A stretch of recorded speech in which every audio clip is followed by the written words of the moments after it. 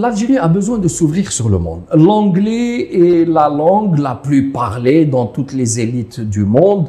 On ne peut plus aujourd'hui faire de la science, de la recherche, du négoce, de la technologie sans parler anglais.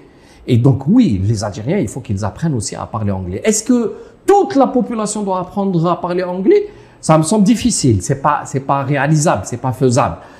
Mais progressivement, donner une base, y compris dans le primaire, pourquoi pas, et ensuite développer dans le secondaire et surtout l'université, oui, c'est tout à fait envisageable, il faut le faire. Est-ce que ça va résoudre tous nos problèmes? Non. Il s'agit pas c'est pas parce qu'on va parler anglais qu'on va résoudre nos problèmes. Les autres pays qui ont résolu leurs problèmes ne parlent pas forcément anglais. Hein. Vous prenez beaucoup de pays, l'Indonésie, à part leur élite, ils ne parlent pas anglais, ou les Malaisiens, ou les Singapouriens, ou les Sud-Coréens, juste pour donner des exemples, ou les Chinois. Bon, les Chinois, ceux qui commercent avec les gens, l'étranger, oui, mais bon, pas plus.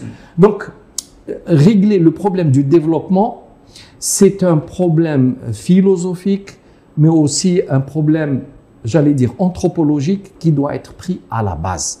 Donc, si on peut parler tout à l'heure de l'éducation, on doit réfléchir quelle école on veut. L'école actuelle, qu'est-ce qu'elle nous produit? Elle nous produit des gens qui sont mis en concurrence et en rivalité depuis le jeune âge. Donc, on leur apprend à se débrouiller comme ils peuvent pour avoir la bonne note, même s'il s'agit de trafiquer, de tricher, etc. Ensuite, on apprend à vouloir être meilleur que l'autre, donc on flatte l'ego de chacun. Et donc, vous avez des élèves qui vont apprendre dès le jeune âge à travailler contre les autres et pas avec les autres. Donc, ce que vous proposez, c'est une refonte complète de l'éducation. L'approche et la philosophie de l'éducation doit être changée. Est-ce que c'est possible avec la composante actuelle de système éducatif? Tout est possible, mais rien ne se fait en un clin d'œil. Ça se travaille. Et ça, parmi les défauts, j'allais dire, qui sont inhérents à notre culture, c'est que en général, l'Algérien veut avoir le résultat maintenant. Et il ne veut pas investir avec le temps. Mais si on avait, dans les années 90, investi sur une vraie éducation, aujourd'hui, 2022, on aurait eu des jeunes de 30 ans qui sont extrêmement bien formés. On l'a pas fait. Et donc, regardez, dans la vie professionnelle, ou dans la vie associative, ou dans la vie partisane, dans un parti politique, vous en connaissez très bien, très souvent les gens, les militants, à l'extérieur, ils défendent leur parti, mais à l'intérieur, ils sont toujours en bataille rangée. Et personne ne s'entend avec l'autre. Et chacun essaye d'obtenir la position. Pourquoi?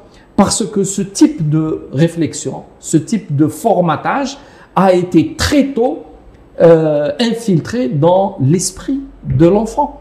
Donc, un enfant qui va devenir adulte ne peut s'épanouir, ne peut se sentir bien que s'il réussit contre les autres. Et ça, c'est un grave défaut. Ça vient pas de nulle part.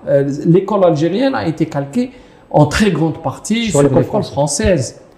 Et il y a eu une dame qu'il faut saluer d'ailleurs, qui a beaucoup milité, qui avait écrit un livre de Bembedissa Pavlov, et qui explique très bien que les programmes qui sont importés, en tout cas la structure philosophique des programmes qui sont importés, sont plus faits pour avoir au bout de compte des individus en concurrence qui n'ont pas un esprit critique sérieux et qui n'aboutissent à rien de fertile. C'est plutôt un conditionnement.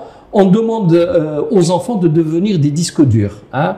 On leur demande d'accumuler sans arrêt des connaissances qu'ils n'arrivent même pas à traiter. C'est-à-dire c'est une accumulation. Ensuite, ils n'ont pas la capacité de les trier. Et l'école n'est pas faite normalement pour former des mémoires ambulantes. L'école est faite pour avoir des esprits bien formés, qui arrivent à résoudre des problèmes, qui arrivent à faire de la créativité, qui arrivent à s'organiser en société, etc. Donc, vous voyez, l'approche déjà va entraîner des changements fondamentaux dans le programme éducatif qui va donner complètement autre chose.